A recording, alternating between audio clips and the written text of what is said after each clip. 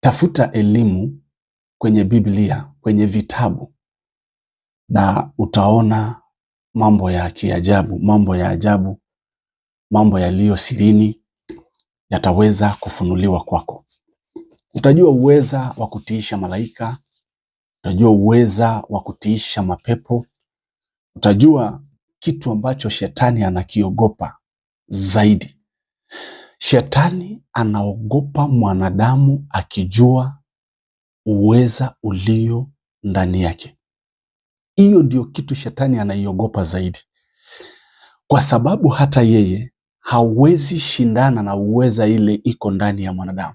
Hawezi shindana nayo unless he uses tricks.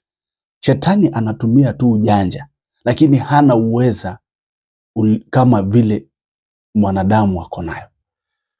Ndio maana nasema fuata YouTube yangu ata Lawrence Lemi.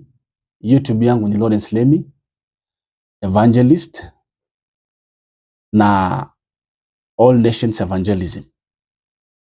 Fuata hiyo link, utapata mafundisho haya kwa mapana na kwa marefu. Utapata kwa mapana na kwa marefu.